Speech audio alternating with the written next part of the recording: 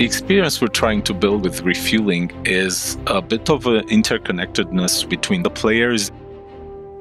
It's the first player-to-player trade that we will offer in the game. Refueling is another support career that we think is very important for Star Citizen. Until now, ships were pretty much able to get fuel out of the thin air, and that was not the goal for all ships. That was supposed to be something very specific to certain ships that have that functionality. Right now, all of the ships that, let's say, are basic fighter ship, they're not going to have that functionality. They will have to rely on someone bringing fuel to them. In our first iteration of refueling right now, we sadly don't have the quantum beacon set up yet. So if you run out of fuel, you ask for someone in chat who owns a Starfarer to come by and refuel you. This person with a Starfarer needs to get fuel from any station. Instead of buying it into the ship's fuel tank, you buy it into the Starfarer's fuel pods, which can be filled either with quantum fuel or hydrogen fuel, depending on whatever is the need on the market. We do this through the current service app that we have updated. So the same way you used to repair and refuel your ships before, now you will have some extra controls that will let you decide what goes inside a fuel tank. Once you have purchased the fuel and you want to adjust the price that the others have to pay for the fuel that you have in your Starfarer now. At this point, the refueler player has to fly all the way to where the person is stranded, in the middle of nowhere, and the docking operation can begin.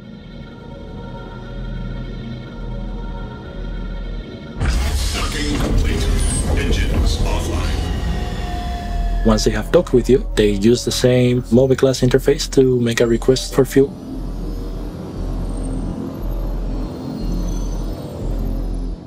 We're introducing something called an escrow service that basically takes the money for the transaction and only starts paying it out as the transaction advances. So if for whatever reason you either cancel the transaction or pirates show up and you have to do an emergency undock, there should be no money loss as fuel is paid for as it is dispensed.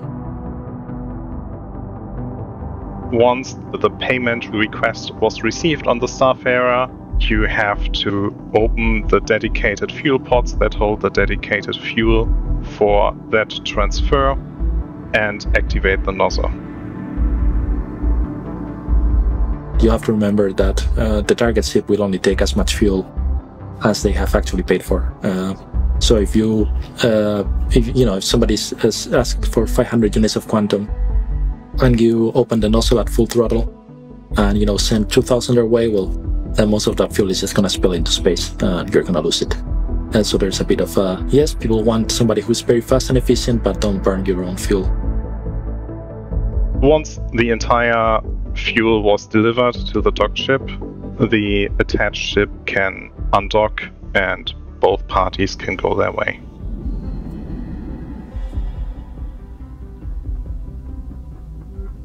Right now we are still iterating a lot over the UI parts.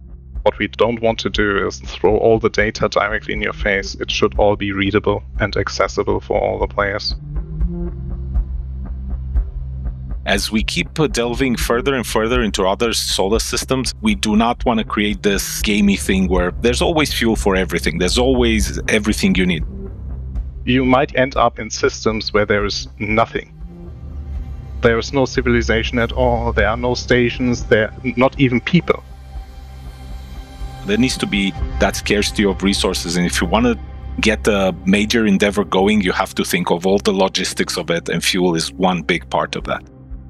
Refueling is the next major milestone for life in the persistent universe, and is making its long-awaited debut in Star Citizen's upcoming Alpha 3.17 release as we continue our journey towards Pyro throughout this year. And up next, a new way to traverse the surface of any planet or moon. Let's find out more about the recently revealed HoverQuad from Consolidated Outland. Yeah, they can't buzz me now because everybody already knows. The HoverQuad is What do I want to say? It is an all-terrain vehicle. I've forgotten the word I want to use. Exactly what it sounds like. Hovers. So this is quite a bit different, both visually and philosophically, to a lot of our other ground vehicles. Our other two Gravlevs, both of which are armed and shielded. The HoverQuad has neither. It's much more focused on the ability to travel across the surface of the planet rather than start fights or bring a friend along. It's got an inventory on board, so anything small you find you can put on board.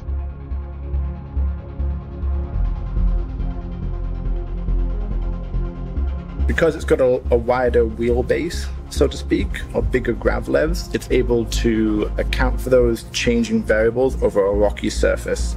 Whereas something like the Nox, yes, it can go like a bullet in a straight line, but if it catches something the wrong way, it's going to lose stability a lot quicker than the HoverQuad's going to.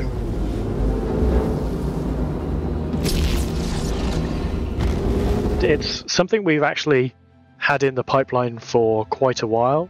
It was a nice little add-on that we did as part of the Consolidated Outlands Nomad concept development. The original concept for the Nomad was designed with the HoverQuad in the back. So that was one of the big concerns we had when developing the vehicles, to make sure that it could in fact fit in the back and you can drive it in the back.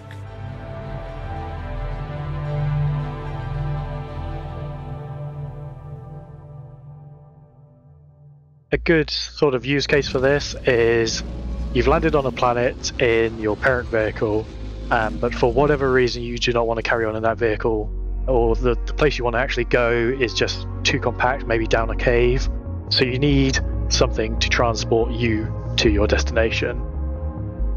This kind of gives you the ability to really enjoy and feel the environment more than you would when you're 6,000 feet above it, you know? You're right there, you're down at the base, and you can touch and see and smell everything around you. So what did we learn this week?